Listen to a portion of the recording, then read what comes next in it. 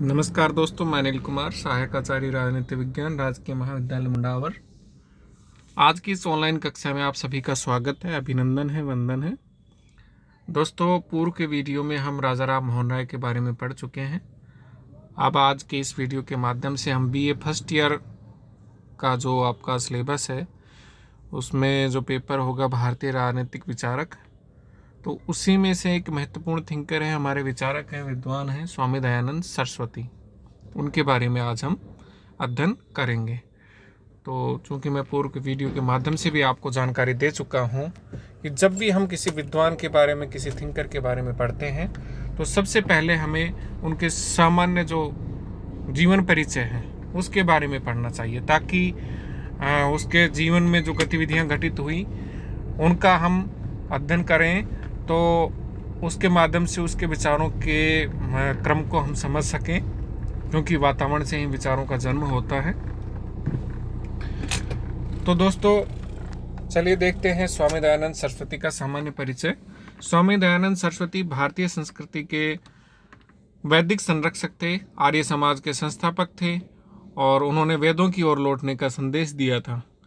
जैसे आप BA final में जाओगे तो उस समय रूसो के बारे में पढ़ोगे, जीन जैक्स रूसो, उन्होंने एक नारा दिया था, बैक टू नेचर। ऐसे ही स्वामी दयानंद सरस्वती ने बैक टू वेदास यानी वेदों की ओर लौटने का एक नारा दिया था। उन्होंने भारत और हिंदू धर्म को नवजीवन प्रदान किया। वे एक साथ ही संत, समाज सुधारक और देशभक्त थे। वैदिक धर्म और संस्कृति को पुनर्जीवित करना उनका एकमात्र उद्देश्य था। अब चलिए हम उनका विस्तृत विवेचन करते हैं, जीवन परिचय पढ़ते हैं उनका। जैसे राजनीति के क्षेत्र में और विचारक हुए हैं, वैसे ही स्वामी दयानंद सरस्वती का स्थान है। इनके बारे में रामधारी सिंह दिनकर की कुछ पंक्तियां हैं जो मैं उद्धृत कर रहा हूं कि जैसे राजनीति के क्षेत्र में हमारी राष्ट्रीयता का सामरिक तेज पहले पहल तिलक में प्रत्यक्ष हुआ, वैसे ही संस्कृति के क्षेत्र में भारत का आत्माभिमान स्वामी दयानंद में निखरा। सत्य ही रणारूढ़ हिंदुत्व के जैसे निर्भीक नेता स्वामी दयानंद हुए, वैसा और कोई नहीं हुआ है। आर्य समाज के संस्थापक स्वामी दयानंद सरस्वती भारतीय संस्कृति के वैदिक संरक्षक थे। उन्होंने सर्वप्रथम और सबसे अधिक प्रमुख रूप से जो नारा दिया वो ये था कि वेदों की ओर लौटना चाहिए हमें। उन्होंने भारत और हिंदू धर्म को नवजीवन प्रदान किया। वैदिक धर्म और संस्कृति को पुनर्जीवित करना उनका एकमात्र ध्येय था, उद्देश्य था। उन्होंने भारत की खोई आत्मा को ढूंढ लिया और उसे राष्ट्रीय जीवन की प्रमुख शक्ति बना दिया। उन्होंने हीनता की भावना से ग्रस्त और यूरोपियन विचारों में पागल बनी भारतीय जनता को अतीत का गौरव दिखाकर और हिंदू धर्म को सर्वोत्तम बतलाकर उनमें अपूर्व आत्मविश्वास भर दिया। रोमारोला के शब्दों में दयानंद इलियड अथवा गीता के प्रमुख नायक के समान थे, जिसने हरक्यूलिस की सी शक्ति के साथ हिंदू अंधविश्वासों पर प्रबल प्रहार किए। वास्तव में शंकराचार्य के बाद इतनी महान बुद्धि का संत दूसरा नहीं जन्मा है। स्वामी दयानंद सरस्वती का जन्म काठियावाड़ की मोरबी रियासत में टंकारा नामक स्थान पर हुआ था, 1824 में हुआ था, और एक मध्यम वर्गीय ब्राह्मण परिवार था, उसमें इनका जन्म हुआ था। उनका पारिवारिक नाम मूलशंकर था और मूलशंकर पर अपनी स्नेहमयी माता का प्रभाव बहुत ज़्यादा पड़ा था। इनके पिता जो थे वो भी परंपरावादी थे और बेटे से आशा करते थे कि वह परिवार के धार्मिक संस्कारों को ही अपनाए। 14 वर्ष की आयु में ही पिता ने उन्हें पहली शिवरात्रि का व्रत रखने तथा रात का जागरण करने का आदेश दिया। व्रत पिता के आदेश से रखा गया था, लेकिन व्रत की महत्ता की कथा सुनकर और उत्साहपूर्ण वातावरण में बालक के मन में व्रत के प्रति श्रद्धा भाव ने जन्म ले लिया। रात्रि के निरातापूर्ण वातावरण में जब चारों तरफ रात में शांति छा गई, तो उस वातावरण में बालक मूलशंकर की जो नज़र थी वो शिव की मूर्ति पर पड़ी, शिवलिंग पर टिकी, और फिर उन्हें लगा कि जिन्हें शक्ति का प्रतीक बतलाया गया था, बालक ने जब चूहों को शिव की मूर्ति पर उछल कूद करते देखा तो शिवमूर्ति और शिवरात्रि व्रत के प्रति प्रयत्न पूर्वक उत्पन्न किया गया समस्त श्रद्धा भाव उनका नष्ट हो गया, खत्म हो गया। इस छोटी सी घटना ने एक आघात के रूप में उनके जीवन को प्रभावित किया। उनका तर्कपूर्ण मन इस बात को स्वीकार नहीं कर सका कि पत्थर का यह पिंड ही महादेव है या ईश्वर है। इसके बाद निकटतम पारिवारिक जनों की मृत्यु के दो प्रसंगों, जैसे कि 16 साल की आयु में ही उनकी छोटी बहन की मृत्यु हो गई और 19 साल की आयु में चाचा की मृत्यु हो गई, तो इन प्रसंगों ने भी उन्हें सांसारिक जीवन से मुक्त होने के लिए प्रेरित किया। माता पिता ने उन्हें विवाह बंधन में बांधना चाहा, लेकिन मूल शंकर ने 21 वर्ष की अवस्था में घर को त्याग दिया। मूल शंकर के मन में जिज्ञासा थी और अब उन्होंने कठिन यात्राओं और साधना का मार्ग अपना लिया। संभवतः उनका मन गुरु की तलाश में था और ये तलाश उनकी पूरी भी हो गई अक्टूबर 1860 में, जब उन्हें मथुरा में गुरु विरजानंद जी मिले। 14 नवंबर 1860 ईस्वी को उन्होंने गुरु विरजानंद के सम्मुख सहज समर्पण कर दिया। यह समर्पण समस्त विश्व के लिए कल्याणकारी सिद्ध हुआ जब उन्हें स्वामी दयानंद का नाम मिला। लगभग 3 वर्ष तक गुरु के चरणों में बैठकर उन्होंने साधना के साथ ज्ञानार्जन किया। 1863 ईस्वी में धर्म उपदेश के लिए विदा करते हुए उन्हें गुरु ने संदेश दिया था कि देश का उपकार करो, सत्शास्त्रों का उद्धार करो, मत मतांतरों की अविद्या को मिटाओ और वैदिक धर्म फैलाओ। गुरु के आदेशों और उपदेशों को लेकर स्वामी जी संपूर्ण देश की यात्रा पर निकल पड़े। वैदिक धर्म की रक्षा का प्रश्न उनके सामने सबसे ज़्यादा महत्वपूर्ण था और स्थिति यह थी कि भारत का धार्मिक जीवन एक ओर तो अंधविश्वासों और कुसंस्कारों से ग्रस्त था, दूसरी ओर वैदिक धर्म पर इस्लाम और ईसाई धर्म दोनों के द्वारा भारी प्रहार किए जा रहे थे। इस स्थिति में वैदिक धर्म के अनुयायी अपना गौरव और अपना साहस खोकर आत्महीनता से ग्रस्त हो गए थे।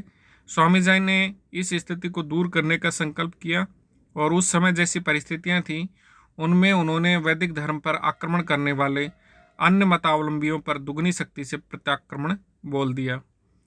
वेदों को धर्म का मूल आधार सिद्ध करने और मूर्ति पूजा का विरोध करने के लिए उन्हें सनातनी पंडितों और अन्य धर्म गुरुओं के साथ शास्त्रार्थ में भाग लेना पड़ा था और ऐसे सभी अवसरों में उनकी जीत हुई थी क्योंकि वो तर्क के आधार पर आगे बढ़ रहे थे।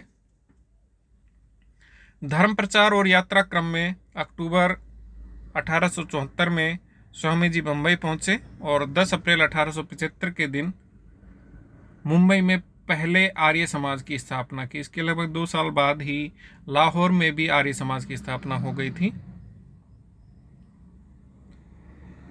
इसी समय आर्य समाज का विधान बना और देश के विभिन्न भागों में आर्य समाज की शाखाएं अपने आप ही स्थापित होने लगी। एक तरफ स्वामी जी का ध्यान आर्य समाजों के संगठन की तरफ केंद्रित था, दूसरी तरफ वे वैदिक धर्म और संस्कृति के प्रचार में भी पूरी शक्ति के साथ संलग्न थे। इस क्रम में वे देशी रियासतों के नरेशों को भोग के साथ त्याग और अपनी प्रजा के हित चिंतन की शिक्षा देने में भी पीछे नहीं रहे।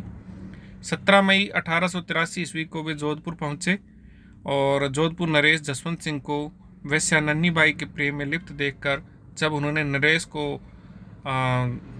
समझाया और उसको ज्ञान दिया, तब उस वैश्या ने एक षड्यंत्र रचा और स्वामी जी को दूध के अंदर जहर दे दिया। कहते हैं शीशा पिघला करके डाल दिया गया था, जहर दे दिया गया था।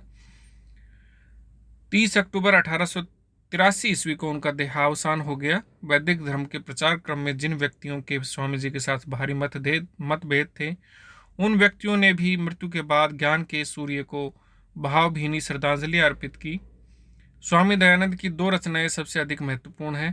पहली है सत्यार्थ प्रकाश और दूसरी है ऋग्वेदादि भाष्य भूमिका।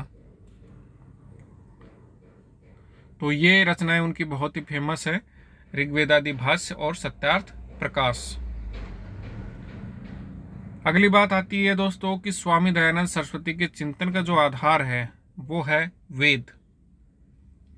स्वामी जी के समस्त चिंतन का मूल स्रोत और आधार वेद हैं। दयानंद पूर्ण वेदवाद के संदेशवाहक थे और उन्होंने इस विचार का प्रतिपादन किया कि वेदों की संहिताएं ही वह ज्ञान है जो सृष्टि के आदि मनुष्यों को ईश्वर से प्राप्त हुआ। वेद सबसे प्राचीन और धर्म के मूल स्रोत हैं। Max Muller, McDonald, Roth, Wilson, Griffith, Jacobi तथा तिलक ने भी वेदों के सबसे प्राचीन होने की बात कही है। मैक्स मूलर के अनुसार वेद हमारे लिए मनुष्य की बुद्धि के सबसे प्राचीन परिच्छेद को दिखाने वाले हैं। उन्होंने घोषणा की कि 4 वैदिक संहिताएं है पौरुषेय हैं। दयानंद का दावा था कि वेदों में स्वयं ईश्वर की ही वाणी निहित है और इसलिए वेदों में उनकी आस्था एक चट्टान के समान थी, अडिग थी।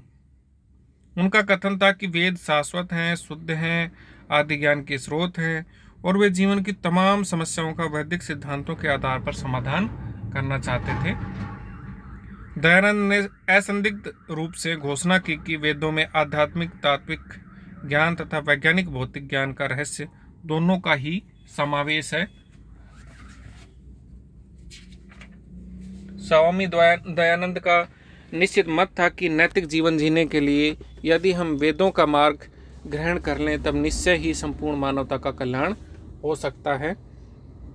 वेद आदि और उद्गम है, उनके अध्ययन से ही हमारा जीवन पूर्ण और श्रेष्ठ हो सकता है।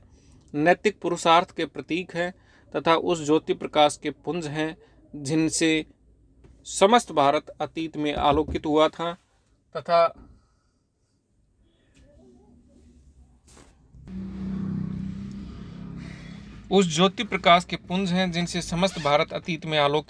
तथा भावी भारत भी इसी मार्ग पर चलकर यश अर्जित कर सकेगा। वस्तुतः वैदिक संहिताओं के युग से लेकर आज तक विश्व में वेद का दयानंद से बड़ा समर्थक उत्पन्न नहीं हुआ है।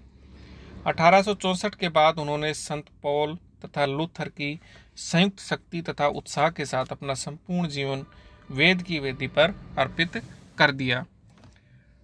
दोस्तों, वेदों पर इतना जोर देने के कारण ही उनका एक प्रमुख नारा बन गया था, एक संदेश बन गया था कि बैक टू वेदास, वेदों की ओर लौटो। उन्होंने भारतीय संस्कृति में जो पतन हो रहा था उससे वो दुखी हुए और जो ये अंधविश्वास थे, रूढ़िवादिता थे, इनसे मुक्ति के उन्होंने जीवन भर प्रयत्न किए।